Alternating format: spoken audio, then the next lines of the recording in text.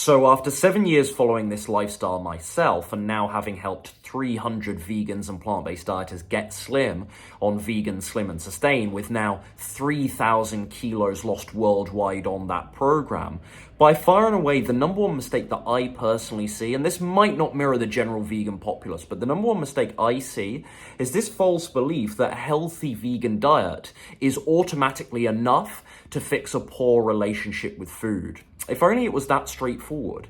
Yet every day I hear and see fellow vegan coaches and teachers online, when met with the question of, what do I do about cravings? What do I do about binge eating? I struggle with emotional eating. When met with such questions, many fellow teachers in this space saying things like, well, just eat plants and it's going to take care of those things for you. Just eat plants and you won't binge eat again. You won't have cravings. You don't have to worry about those things when you just eat plants. What utter nonsense that is.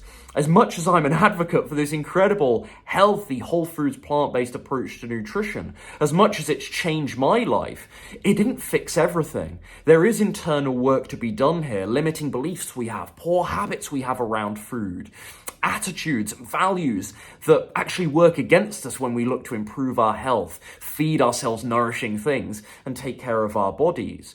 And so just this simplistic view that a healthy vegan diet is enough to fix these things, it shocks me how widespread this is. And this is why, if you're a client of mine, you know this is why I place such big emphasis on the third pillar of my Vegan Slim and Sustain program, mental and emotional rewiring, because there is this internal work that we must do. It isn't just enough to have the best diet plan in the world. You can have an amazing meal plan that works for you, works for your schedule, but is that alone a guarantee that you will remain consistent when you are fraught with social pressures, sort of going against the grain, so to speak, culturally, with trying to eat healthily, the limiting beliefs or the emotional eating or the bad food patterns and behaviors that you've ingrained deeply from the past?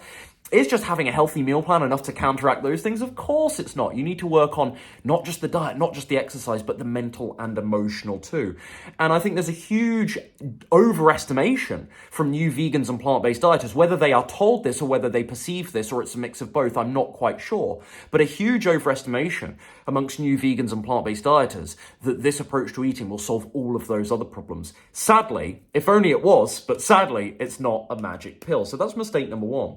Mistake number two, to talk more tactically here, is increasing fiber too quickly. Again, this is more relevant to transitioning on new vegans and plant-based dieters. Of course, one amazing benefit of this nutrition philosophy is that your fiber skyrockets. And I've given statistics before on how countries like the UK and frankly most of Western Europe now, and the US, North America, Canada, Australia, New Zealand, how deficient the population is in terms of fiber consumption. I've talked about this extensively. It's a nightmare.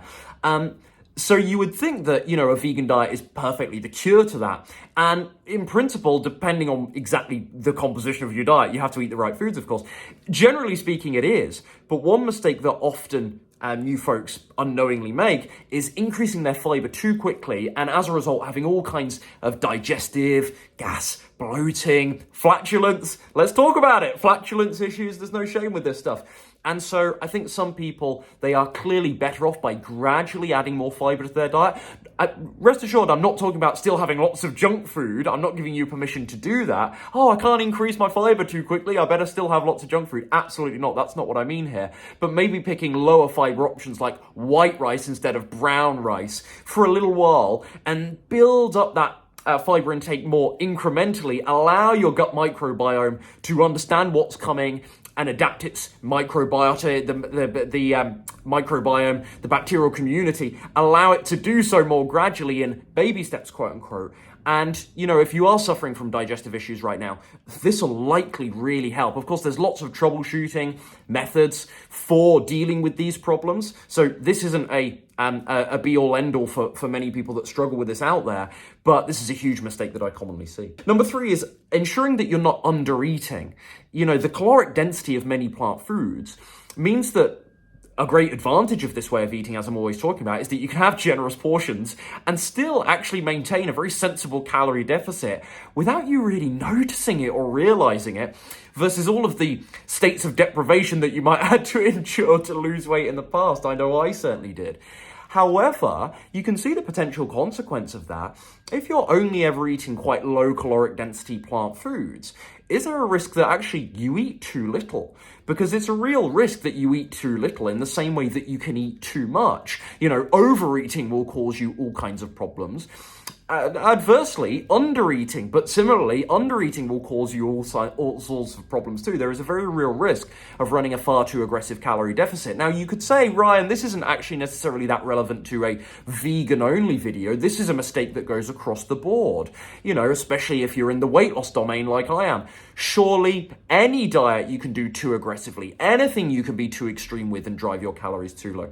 Well, that is true. But what I do clearly argue here is that a vegan or plant-based diet, you actually are more likely to do this because of the composition of foods on this diet. And like I say, the low caloric density of not all, but many plant foods. So you need to really ensure not only that you're not overeating, but be quite cognizant of the fact that there is a very real risk that you undereat when you play this sort of volumetrics game with your whole plant-based foods. So yeah, the risks of undereating, quite obviously, death. If you don't eat anything, that's one of them, to start with the most severe, quite obviously. But if you're running a far too aggressive deficit, fatigue, lethargy, your body will actually compromise certain functions that it deems as non-essential. That's why people report hair loss and brittle nails when they run far too aggressive calorie deficits, because they're things that the body doesn't deem as actually being essential versus keeping you alive every day. So it will let go of those less important things first. They're still important, don't get me wrong, but less important on the, in terms of mechanisms that the body needs to fulfill every day, less important. And so, yeah, and basically, bottom line, ensure that you're not under-eating, because it is, I argue, a greater risk on this diet than with other nutrition philosophies. And finally, number 4 here, ensure adequate omega-3 consumption. Omega-6 is very, very easy with this approach to eating. Walnuts, flax seeds, chia, I'm talking about these things, these healthy fat sources all the time. Now, frankly, these things are fairly rich, or some of these things are reasonably rich in omega-3s too, don't get me wrong, but it is harder. It's harder to get an adequate amount of, with this way of eating. It is harder. So bottom line, what I recommend is a daily DHA supplement from algae, just to ensure that you are, as I say, omega-6 is not a worry, healthy fat's not a worry as long as your diet is planned correctly, but omega-3 in particular, I think there is more cause for concern with anyway. It's easily worked around, don't get me wrong, and you don't necessarily need to supplement, but I think it's a wise move to take a daily DHA supplement as an insurance policy. Okay, that's it, folks. The 4 mistakes, let me know which of these resonated most with you down below. And if you want a time-tested, battle-proven, step-by-step plan to lose your first 15 to 25 pounds in the next 12 weeks with easy, and that's important, easy plant-based meals and gentle exercise only, you can go ahead and learn more about my vegan, slim, and sustain program and working one-on-one with me over at ryanadamscoaching.com. Once more, ryanadamscoaching.com, or you'll find the link down below. See you soon.